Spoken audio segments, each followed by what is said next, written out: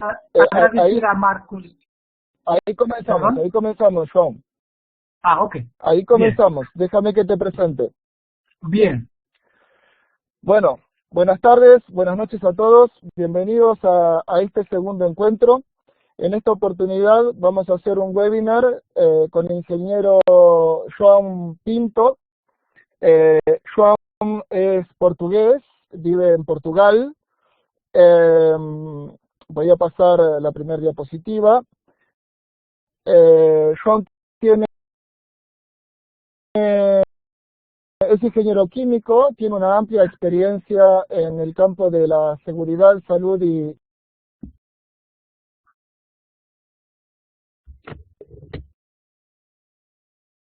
Hola.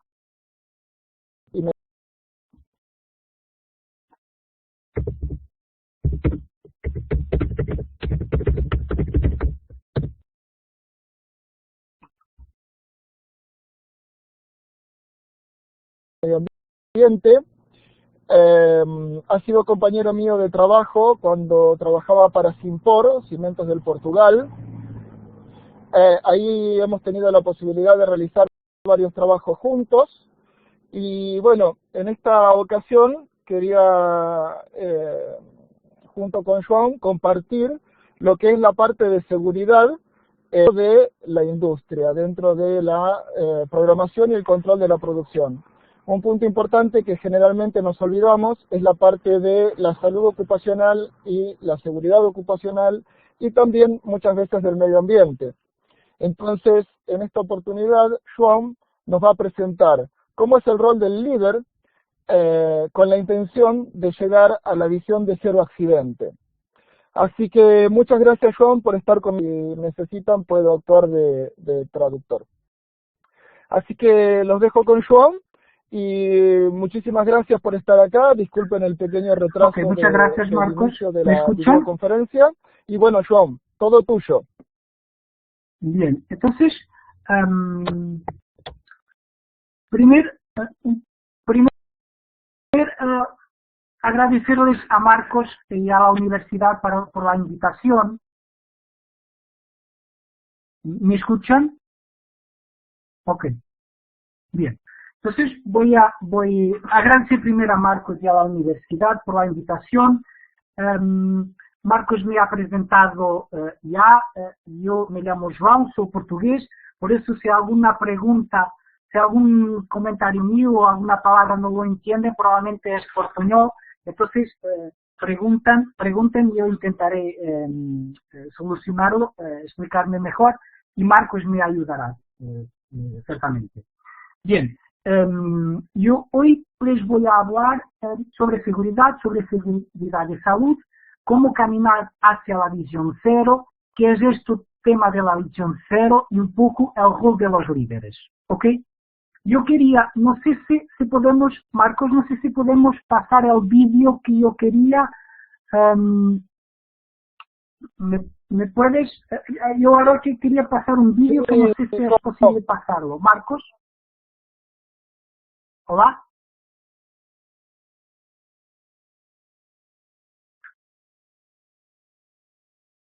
Perdón. Sí, ¿me escuchas, Joan? Sí, te escucho mal, un poco cortado. Hola. ¿Me escuchas? Sí. ¿Me escuchan? Un poco cortado. ¿Es posible pasar el vídeo, Marcos, o no es? Si no, seguimos. Hola, ¿me escuchan? Sí. Ahora no te escucho, Marcos. Ok, voy a pasar el vídeo. Ok. Este es un poco la primera idea que les dejo. Quería pasar con vosotros este pequeño vídeo, que es un poco una idea de cómo empezar, por ejemplo, una reunión vuestra. Y el primer consejo es... Fíjate si ahí ya está corriendo. Ok, espera un poco, vamos a ver si... Aquí yo no lo veo.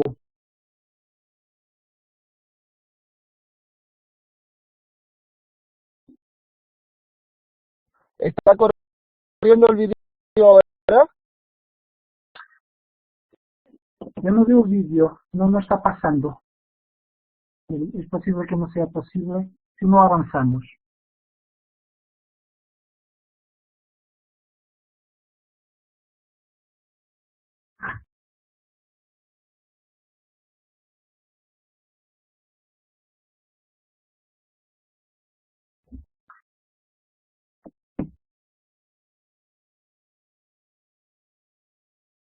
Ok.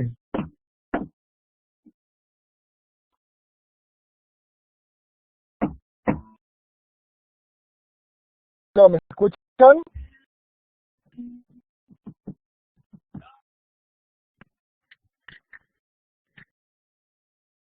Hola, hola, ¿me escuchan?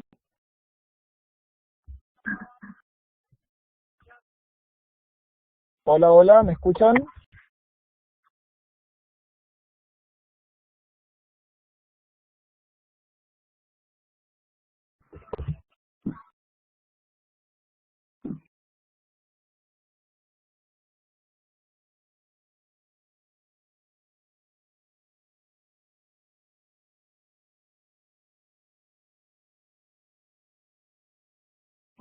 Bien.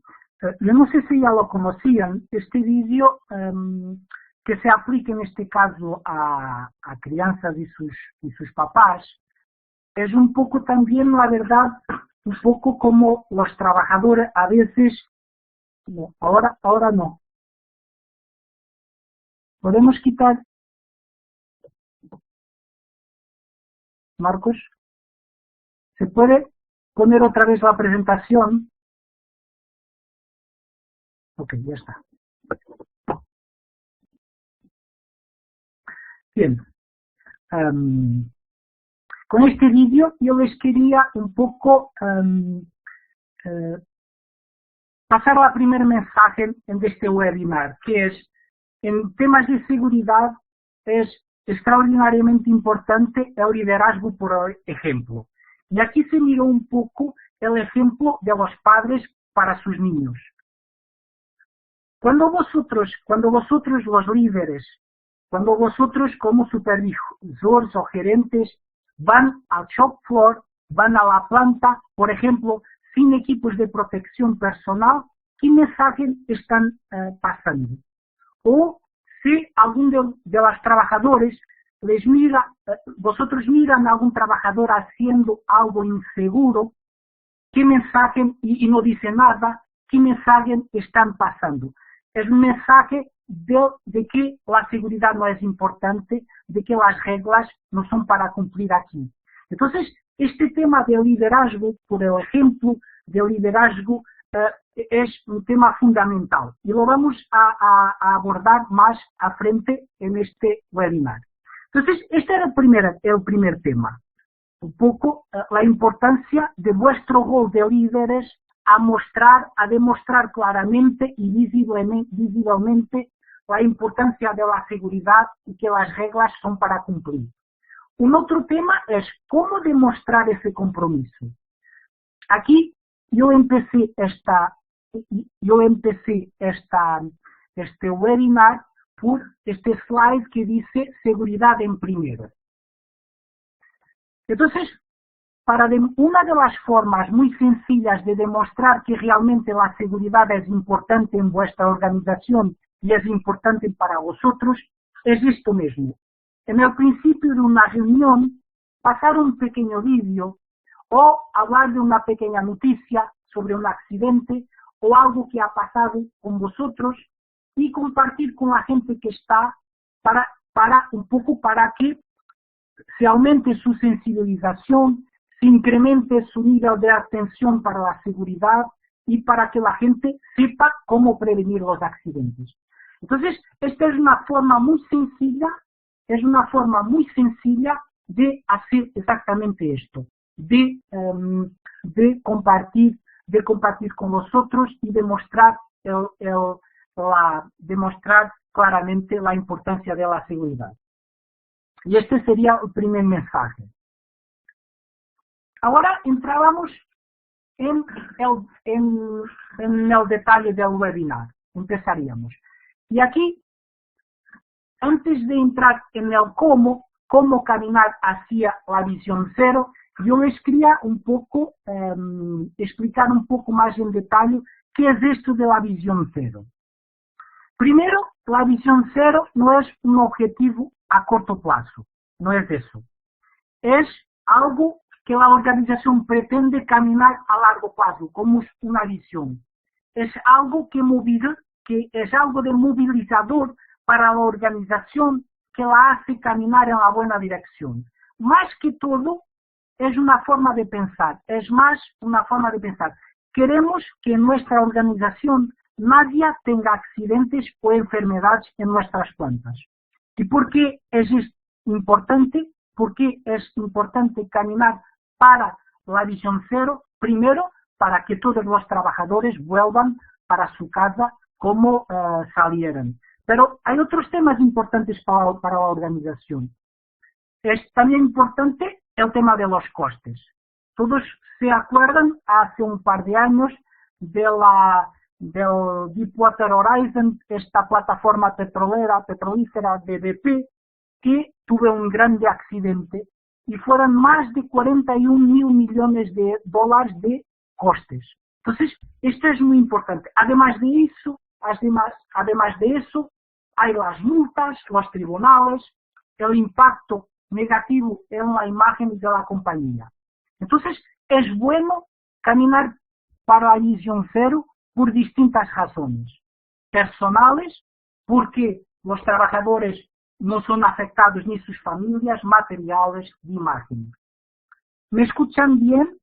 Estoy hablando muy deprisa, ¿está bien así? ¿Me entiende? Muy bien. Está perfecto, Joan, continúa. Muy bien, ok. Entonces avanzamos. Y ahora entramos un poco más en detalle en el cómo. Cómo caminar hacia la visión cero. Y les voy a hablar de una teoría de causalidad de los accidentes que es una de las más difundidas hoy en día, que es esta del queso suizo. Y esta teoría nos dice que para evitar las pérdidas, los accidentes, las pérdidas materiales, los herimientos, tenemos que poner un conjunto de barreras. Y cuanto más barreras, mejor. Estas barreras van a evitar que la secuencia de eventos que va a dar en el accidente se concluya. Entonces la van a interrumpir. ¿Cuándo ocurren los accidentes? Cuando hay pocas barreras o cuando estas barreras tienen huecos. Y entonces la secuencia de eventos va a progredir hasta que se da el accidente y la pérdida. Entonces, ¿cómo caminar para los accidentes? Trabajando todos los días para evitar cada uno de los accidentes. Y si no lo conseguimos evitar, sí, porque los accidentes desafortunadamente pueden ocurrir, entonces vamos a investigarlos, a identificar por qué se ha pasado, a corregirlos y a evitar que se repitan. ¿Sí? Y entonces, en esta investigación vamos a identificar qué barrera tenemos que mejorar, qué barrera que tenemos que poner. Entonces hay que trabajar siempre en poner barreras, mejorar las barreras, eliminar los huecos y así evitar las pérdidas. Cuando hablamos en barreras, ¿qué estamos a hablar? Hay barreras de distintos tipos, hay barreras tecnológicas, más barreras físicas, de ingeniería, y aquí pueden ser barreras como, por ejemplo, equipos de protección personal, el casco, los guantes, los tapones, que son algo físico, o también protecciones, barreras físicas que impiden que el trabajador va a la zona de peligro. Ese es un tipo de barreras. Hay otro tipo de barreras que son las barreras de gestión, del sistema de gestión, que pueden ser procedimientos operacionales, puede ser un procedimiento de investigación de accidentes, puede ser un procedimiento de espacios confinados o trabajos en altura. Y por último, hay un tercer tipo de barreras que son las más relacionadas con la cultura de la organización, la cultura de seguridad y el comportamiento. Vamos ahora para frente a hablar un poco de estos distintos tipos de barreras y de una forma un poco integrada en un modelo de madurez de la seguridad. No sé si vosotros ya están familiarizados con los modelos de madurez. Hay modelos, por ejemplo, de madurez de gestión de proyectos, de implantación de proyectos de informática. Aquí yo lo utilicé, este modelo de madurez de la seguridad, cuando estuve trabajando en Simport, como habló Marcos hace un poco, cuando tuve que comparar plantas en países muy distintos. Simport estaba en India, como en España, como en Portugal, como en Brasil. Entonces, había tantas diferencias que había necesidad de encontrar una forma de compararlos. Y por eso usé el modelo que voy a compartir con vosotros. La primera etapa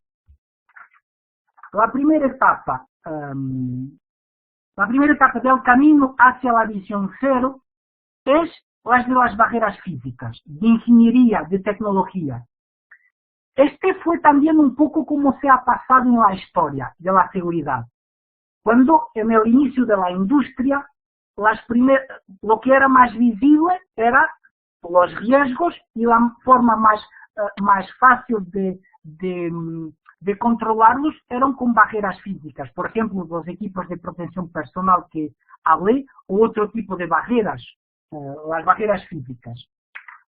Y aquí, el enfoque en esta primera etapa es un enfoque esencialmente en condiciones peligrosas y en medidas de seguridad físicas. Para identificar si estamos en esta primera etapa, hay un conjunto de preguntas que podemos hacer para verificar si las controlamos. Todos los equipos están protegidos, cuando hablo de equipos o máquinas, y están bien protegidos. Si la protección de los equipos sigue las normas y la legislación de protección de máquinas, si hay señalización en todos los locales de planta, si hay equipos de protección personal adecuados a las tareas. Entonces, esto es un poco lo que se mira en esta primera etapa. Y aquí, ¿qué rol tienen los líderes? Hablando primero de distintos niveles de supervisión. Primero los supervisores. ¿Qué pueden hacer los supervisores aquí? Ya no son solamente los profesionales de seguridad que verifican que los equipos están protegidos, que las áreas están seguras, que las máquinas tienen las protecciones, que los equipos de protección personal se usan, pero son también los supervisores que identifican y los corrigen. ¿Con qué herramientas? Por ejemplo, una checklist de inspección. Además de eso, a nivel de gerentes, ¿qué tiene que hacer un gerente en esta etapa? Por ejemplo, estos son algunos ejemplos de los roles de los líderes. Tiene, por ejemplo, que aprobar inversiones en equipos más seguros. Tiene que evitar que equipos o instalaciones que no están adecuadamente protegidas no sean instaladas, no sean compradas por la organización. ¿Ok? Entonces, esta es la primera etapa. Asegurar que las condiciones inseguras, que las condiciones físicas están controladas por medios de ingeniería, de tecnología, de barreras físicas. La segunda etapa es los sistemas de gestión. Los sistemas de gestión de seguridad y salud son algo más reciente. Por ejemplo, la primera norma que se usa para auditar, las OSAS 18001, fue, por ejemplo, solamente editada en 99. Y el primer guideline de este tema, que ayudaba a implantar sistemas de gestión de seguridad y salud, salió en 91. Y solo ahora este año 2016, se está trabajando, la ISO, el comité ISO, se está trabajando en la ISO 45001 para seguridad y salud. Entonces, es algo más reciente, pero que ya muchas empresas lo hacen, trabajar en sistemas de gestión. Y aquí el enfoque es, como comentaba, más de gestión, más de procedimientos. Y las preguntas son distintas para saber si estamos aquí. Las preguntas son algo como si tenemos una política de seguridad y salud que es adecuada a nuestras operaciones y es difundida. Si tenemos análisis de riesgos para todas las actividades y si los riesgos identificados se analizan, se controlan. Por ejemplo, ¿cómo controlamos las operaciones de mantenimiento? Que son tan distintas. Tenemos un procedimiento de lockout legal que garantiza que los equipos, antes de hacer el mantenimiento,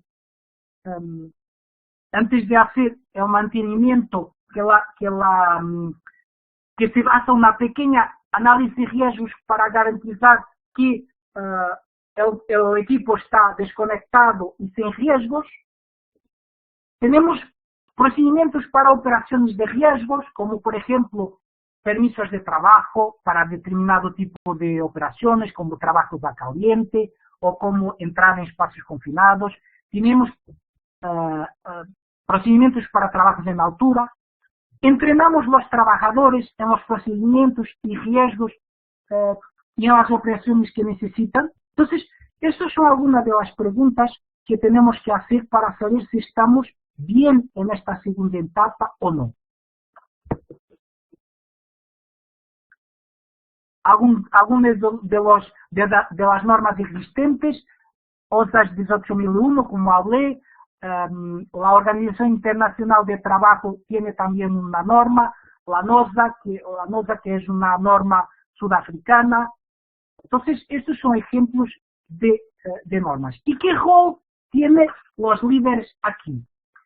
Primero, a nivel de gerentes y de gerente de planta, del topo de la organización, del top management de la organización, garantizar que el sistema está implantado y que tiene los recursos necesarios, haciendo periódicamente revisiones del sistema. Y en que, por ejemplo, con comités de seguridad, en que el gerente de la planta con todos sus gerentes de área reúne y verifica cómo está implantado el sistema, qué hay que mejorar, qué hay que implantar. Y después, los líderes, los supervisores, mismos los gerentes, auditar, serem auditores del sistema, revisando cómo está implantado el sistema, cómo está, o algún procedimiento crítico específico. Y además de eso, hacer lo definido de los procedimientos. Por ejemplo, si el procedimiento de investigación de accidentes define que son los líderes y lo debería definir que son los líderes que investigan los accidentes, hacerlo. Por ejemplo, integrar la seguridad en la evaluación de performance de sus personas. Estos son algunos ejemplos. La tercera etapa, después de la ingeniería y tecnología, de los sistemas de gestión y seguridad, viene el comportamiento y la cultura de seguridad. Y entonces, cuando hablamos en trabajar en cultura de seguridad, es todavía mucho más reciente. Hoy en día todavía no hay normas de este tipo. Hoy en día solamente las organizaciones de gran dimensión trabajan aquí, las petroleras, las eléctricas, y es un tema muy reciente. La propia nomenclatura cultura de seguridad, el nombre cultura de seguridad, solamente se ha empezado a usar, la primera vez que se usó ha sido en 86, cuando en el informe del accidente de Chernobyl. Y aquí las preguntas entonces son muy distintas. las preguntas son, por ejemplo, si tenemos líderes, gestores, supervisores, que valoran la seguridad y lideran realmente por el ejemplo. Si tenemos, por ejemplo, una herramienta para detectar y corregir comportamientos inseguros.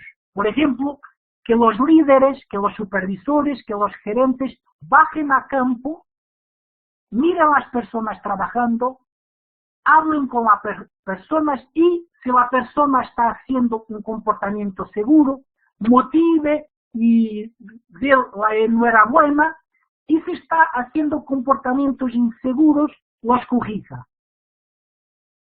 Y también, si tenemos reuniones de seguridad para involucrar y tener un proceso de comunicación en las dos direcciones, o si envolvemos los trabajadores en envolvemos los trabajadores en el cambio y tenemos, por ejemplo, premios que motiven comportamientos seguros.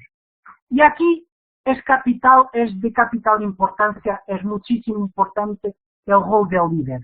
Si en las otras dos primeras etapas era importante que el líder tenga también su papel, su rol, aquí es imprescindible. No se puede trabajar en comportamiento y en cultura de seguridad sino con los líderes. El rol del líder es aquí liderar efectivamente la seguridad, con acciones concretas, liderar por el ejemplo, demostrar claramente el compromiso visible con la seguridad, que la gente entienda que la seguridad es importante para la organización y que así cambie su comportamiento. Ya estamos a entrar en el final de la presentación. Aquí algunas herramientas, por ejemplo, una que ha sido desarrollada por Shell, Earth and Minds, Behavior-Based Safety también, seguridad basada en comportamientos, evaluación del clima de seguridad. Y hay otros temas. Después yo trabajé con DuPont. DuPont tiene también su forma de trabajar en esta área.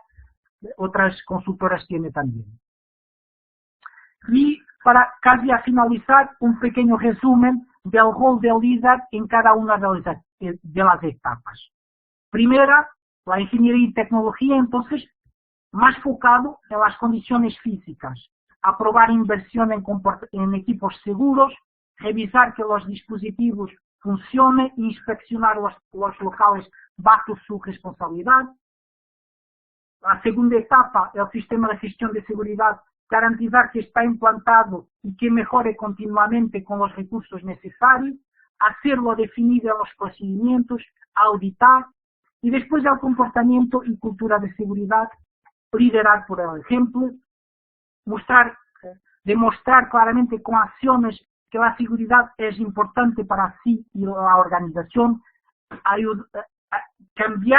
motivar el cambio en los trabajadores, por ejemplo, con este tema de observaciones preventivas de seguridad.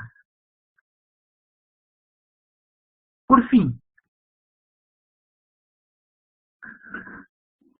fin, para finalizar, para caminar para la visión cero, solo es posible con las 3 etapas implantadas y a funcionar.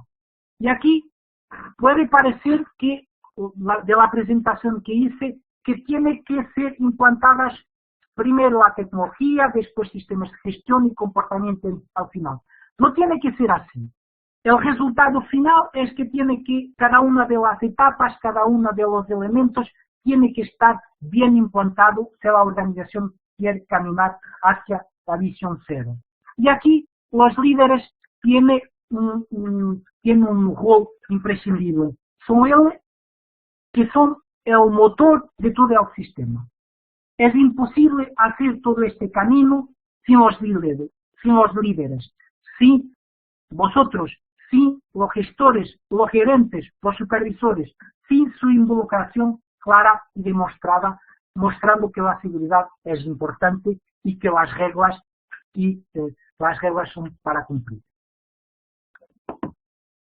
Y ya está.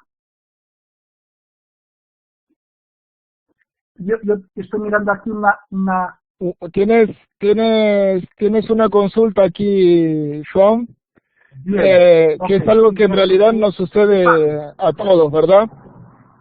Cada vez que tratamos de implementar modelos de gestión en seguridad o sí, tipos de barrera, por ejemplo, Fabio nos consulta qué se puede hacer cuando los propios trabajadores se rehúsan a utilizar los elementos de seguridad, argumentando que les estorban, que son pesados, que pierden sensibilidad en el desarrollo de su tarea, que son incómodos, ¿sí? bien. Por ejemplo, ¿qué podemos hacer en ese caso?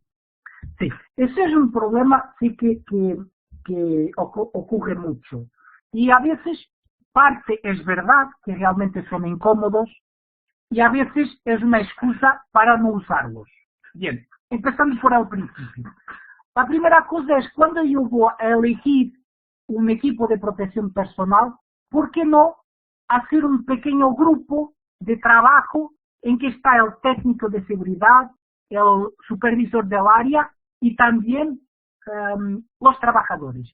Y así yo voy a elegir un conjunto de equipos de protección personal y los voy a poner a probar. Y son los propios trabajadores que eligen los mejores. Los mejores en términos de conforto, en términos de usarse. Y entonces ahí, cuando ellos están involucrados en el propio rol, en el propio proceso de elegir el equipo de protección personal, entonces aquí es un punto importante. Ese es un primer paso. Después es necesario definir claramente las reglas. Decir dónde es obligatorio. Por ejemplo, los tapones. Puede no ser obligatorio tapones en todos los lados, pero aquí hay que definir claramente las zonas que tienen ruido y dónde son obligatorios, por ejemplo, los tapones. O, por ejemplo, puede haber equipos de protección personal que son obligatorios en todas las plantas. Definir claramente dónde es obligatorio y dónde no es. Esto se aplica a los equipos de protección personal, pero a todas las reglas. Es necesario que las reglas sean claras, justas, claras, comprensibles por todos, que todos los entienden y aplicadas por todos. Entonces, yo defino dónde es obligatorio o no, y después voy a finalizar. Por ejemplo, si el casco o si el zapato de seguridad es obligatorio en toda la planta, en todas las entradas de la planta, pongo un final. O, por ejemplo, si los tapones es obligatorio solamente en una parte, en una zona de la planta, lo finalizo. Y así es claro para todos. Tengo también que informar y entrenar a los trabajadores en el uso. Por ejemplo, el casco es más o menos sencillo, pero para usar tapones es necesario saber cómo ponerlos. Entonces, explicarles, involucrar a los trabajadores en la elección de los equipos, definir claramente las normas y entrenar a los trabajadores cómo usar los equipos de protección personal. Y después, al final, supervisar. Y aquí los líderes, los supervisores no se pueden dimitir de su rol en dos aspectos. Primero, si es obligatorio usar los tapones en una determinada área, es obligatorio para todos, no solamente para los trabajadores. Que un líder, que un supervisor, que un gerente de planta, o lo que sea, que va a una parte de la planta donde es obligatorio y no lo use, está a contaminar todo esto que hicimos hasta aquí. Entonces, esta es una primera parte. Dar el ejemplo. Usar siempre sin excusas. Y después, es cuando yo miro a alguien sin el equipo de protección personal, tengo que hablar con este trabajador. A veces cuesta, pero tengo que hablar y tengo que preguntarlo. Mira, no estás usando, por ejemplo, los tapones.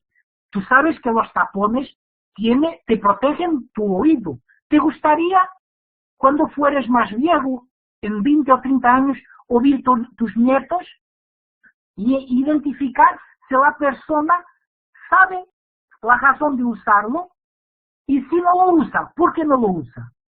Los tiene, pero no los usa. No los tienes. Y entonces, después de saber, definir, mira, aquí solo aquí para trabajar en esta zona, solo puedes trabajar, tienes que trabajar con los tapones. Y ser intolerante ahí. Después de los equipos serem elegidos por los trabajadores. Las reglas claramente definidas. El entrenamiento dado. Los jefes, los mandos, los líderes usaren siempre los equipos de protección personal. Entonces va a haber muy pequeñas personas que no los usan y esas tienen que ser identificadas. Y si no lo quieren usar, entonces la organización tiene que tener medios para gestionar esos casos. Medios disciplinarios, por ejemplo. No sé si ayudé. Fabio, claro, Fabio, creo que John nos ha dado unas buenas alternativas. Una contestación larga, pero...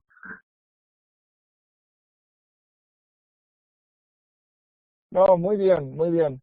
Bueno, yo tengo una consulta para hacerte, John. ¿Qué sucede cuando estamos en un momento de reducción de costos y parece que la dirección o la gerencia comienza a recortar su presupuesto por el lado de la seguridad? ¿Qué podemos hacer con ello? Bien, ese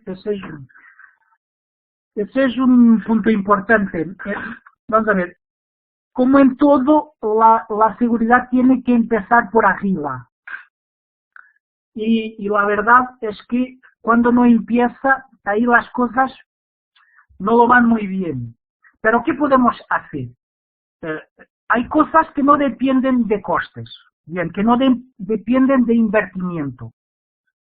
Por ejemplo, cuando hablamos de cultura de seguridad, no depende de invertimiento. Si tenemos, por ejemplo, implantado un sistema de auditorías comportamentales, de seguridad basada en comportamientos, un conjunto de una herramienta que hace que los líderes van a campo, mirar a la gente a trabajar, verificar si están haciendo bien, y cuando están haciendo bien, felicitarles, y cuando no están haciendo bien, corregirles.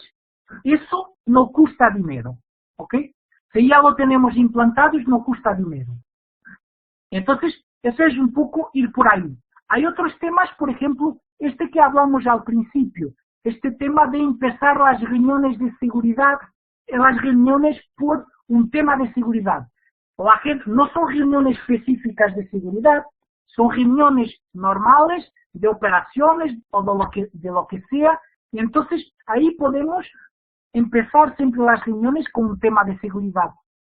¿Para qué? Para que la gente esté consciente de la necesidad de tener siempre en top of mind la seguridad y que haga las cosas con seguridad. Entonces, hay cosas que no dependen de investimiento. Ahora, no puede ser siempre. ¿Por qué es importante cuando empezamos en un tema de, por ejemplo, un proyecto de seguridad, una mejora de seguridad, algo que quiere cambiar la cultura de la organización? ¿Por qué es importante este tema de tener invertimiento al inicio? El invertimiento demuestra que la organización está preocupada con la seguridad de las personas. Entonces, es una forma de demostrar. Entonces, es importante que se identifiquen los riesgos y que las cosas más críticas sean corregidas. Que las cosas que los riesgos más grandes se corrijan, o si no es posible corregir, que se gestione, que se minimicen. ¿Ok? Pero la verdad es que, por ejemplo, como ahora que estamos en un bajón de la economía, a veces tenemos que hacer cortes. Entonces, pero ahí hay otros temas que podemos ir, como comenté, trabajar en la cultura y trabajar también en los sistemas de gestión, trabajar también en los procedimientos. Entonces, es un poco por ahí. No sé si fue claro, Marcos. Sí, João, clarísimo. La verdad que sí, existen muchísimas cosas que no necesitan de inversión y que no necesitan de costos y que Eso, se pueden continuar haciendo incluso en los momentos de austeridad dentro de la empresa. Así que queda más que claro. claro. Bueno, no sé si tienen alguna otra consulta, el resto de los oyentes. Bien, si no tiene y si se acuerdan después, estos son mis contactos, mi email y también mi página de LinkedIn. Vosotros, si quieren, me pongan un email y yo puedo ayudarles o puedo contestar a vuestras preguntas que se acuerden después.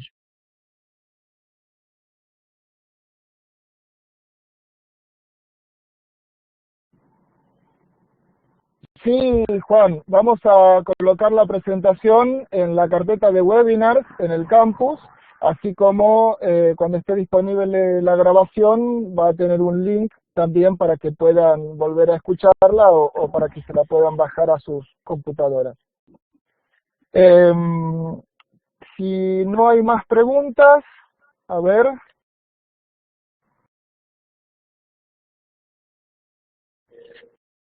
Bien, si no hay más consultas, nos queda agradecer a Joan por este tiempo.